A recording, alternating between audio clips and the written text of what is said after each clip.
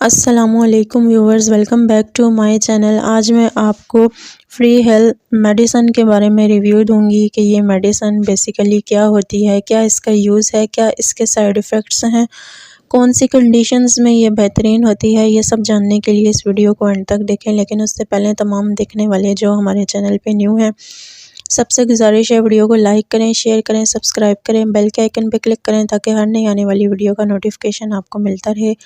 Thank you so much. बात करते हैं फ्री हेल्थ टैबलेट 10 mg के बारे में।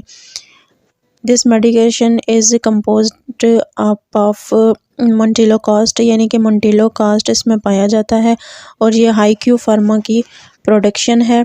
और इसका इंट्रोडक्शन ये है कि free health is an anti asthmatic medication, यानी कि ये as a anti asthmatic medication के तौर पे यूज़ की जाती है और रिड्यूस करती है सिम्टम्स ऑफ एलर्जी को। और इसका जो प्रॉपर यूज़ है, ये वर्क किस तरह से करती है।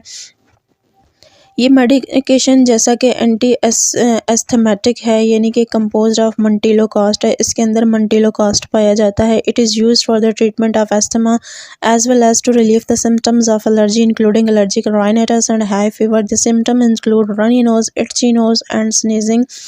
यानी कि अगर हम इसके यूज़ की बात करें तो फर्स्ट ऑफ़ ऑल ये अस्थमा के लिए इस्तेमाल होती है।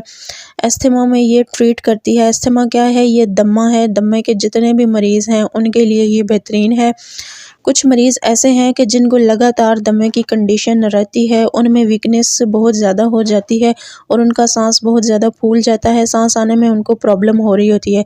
और कुछ दमा के मरीज़ ऐसे होते हैं कि जो एलर्जिक सिचुएशन में उनको ख़ास तौर पे दमा होता है, यानी जब मौसम चेंज होता है या ज़्यादा कुछ ऐसा एनवायरनमेंट में वो चले जाते हैं कि जहाँ की ऑक्सीजन उनको प्रॉपर नहीं मिल रही होती, तो उस कंडीशन में भी उनको ये दमे का अटैक होता है या अस्थमा का अटैक होता है। तो इन दोनों कंडीशंस में, यानी सेवियर अस्थमा में और नॉर्मल अस्थमा में, आप ये मेडिसिन यूज़ कर सकते हैं। सेम इसी तरह इस मेडिसिन को आप यूज़ कर सकते हैं एलर्जी सिम्टम्स में।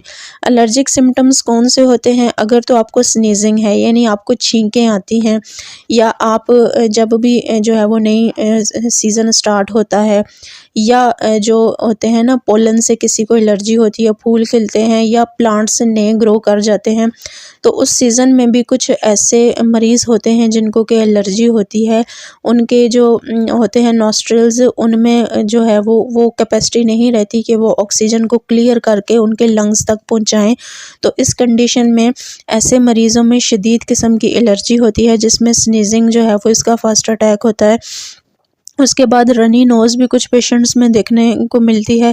तो ये ऐसी कंडीशंस हैं कि जिसमें आप इस मेडिसिन का यूज़ कर सकते हैं।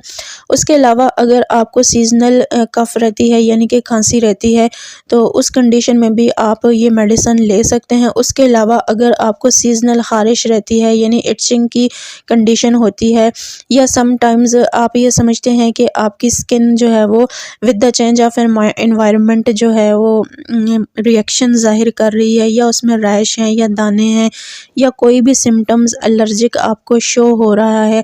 सम टाइम एलर्जी की जो कंडीशन है वो आपके स्टमक पे भी कुछ ना कुछ असरात छोड़ देती है, यानी आपका मैदा ख़राब हो जाता है, या आपकी ज़बान का जो टेस्ट है वो ख़त्म हो जाता है, या आपके अंदर जो है वो कुछ ऐसी सूरत हाल ज़ाहिर हो रही होती हैं कि ना आपका खाने को दिल करता है, ना आपका पीने को दिल करता है, ना आपका जो टेस्ट है वो गुड डेवलप हो रहा होता है। तो ये सारी ऐसी कंडीशंस हैं जिसमें एलर्जी इस तरह भी शो हो रही हो। तो जब भी इस तरह की कंडीशन हो तो आप ये मेडिसिन यूज़ कर सकते हैं।